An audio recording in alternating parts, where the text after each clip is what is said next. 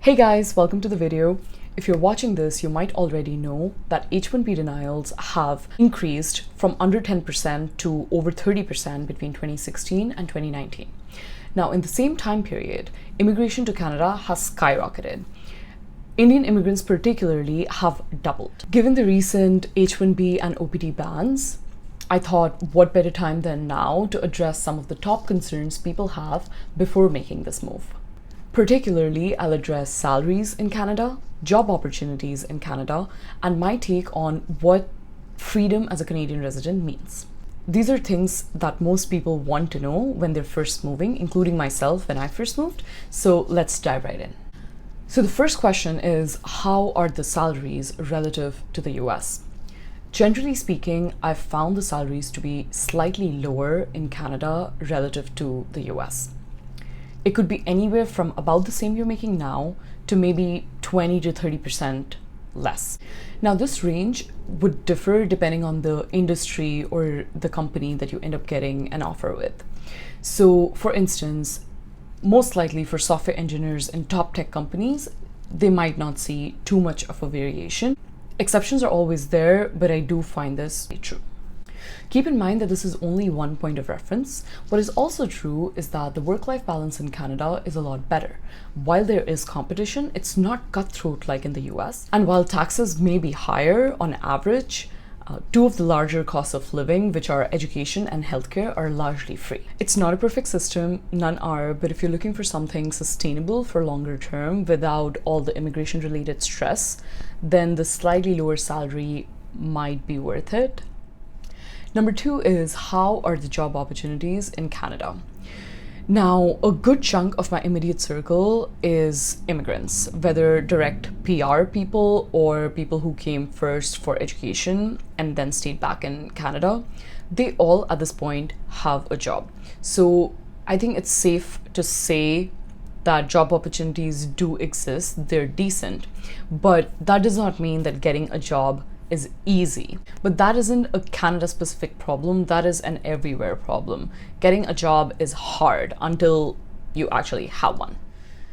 Now, relative to the US, well, Canada has a population that's a tenth of the American population, so it's natural that the opportunities would be fewer in absolute terms. To test it out, I ran some quick LinkedIn figures. This is by no means the best methodology, but as a rough approximation, I try to compare all of the job openings that are open on LinkedIn for the United States, and then compared it to all of the job openings that are open on LinkedIn for Canada.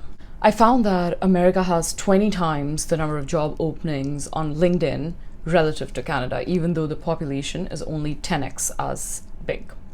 So I guess in the most simplistic way, the US does have more job opportunities. But just because an opportunity exists does not necessarily mean that that opportunity is available to you or me as immigrants.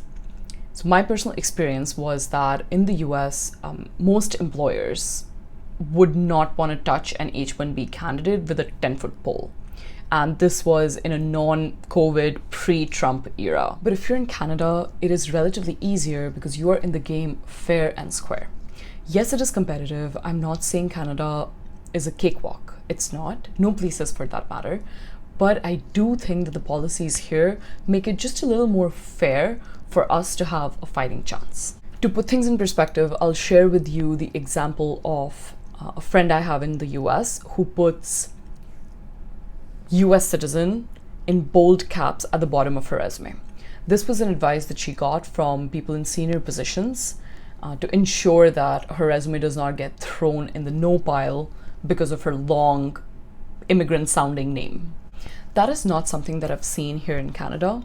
So yes, the opportunities available here might be less, but almost all of those opportunities are accessible to immigrants.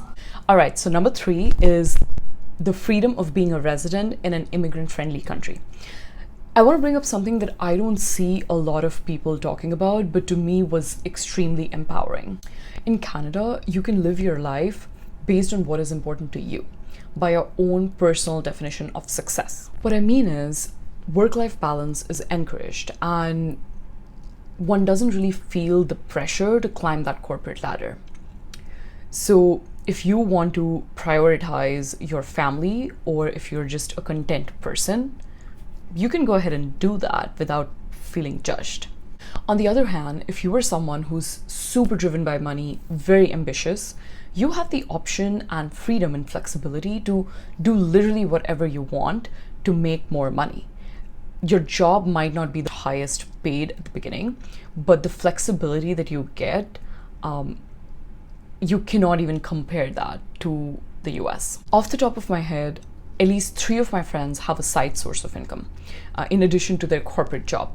That's not something that you can easily do on an H1B visa in the US. Think about how incredibly empowering that is. Regardless of whether or not you want to do a side job or you need a side income, just the fact that you have the option of doing that to me is incredibly powerful. So in the US, I developed a fear-first thinking. But in Canada, I have the freedom of taking some professional risk. That is not something that I had in mind when I was deciding whether to move to Canada or not. But maybe I should have considered that as part of the decision-making process. So I'm curious to know how you feel about this piece about freedom as an immigrant and a resident, right? Whether in US or in Canada or even back in India. So feel free to drop a comment. Let me know, even if you differ in opinion. I think it would still be very helpful to anyone watching. So if you're thinking of moving from US to Canada, I really hope that today's conversation has provided you with some perspective, maybe answered some of the questions that you may have had. I'll be posting videos about my journey to Canada and life here. So if there's anything specific that you'd like to know, please feel free to drop a comment and I will do my best to get back to you. That's all for today. I will see you in the next one.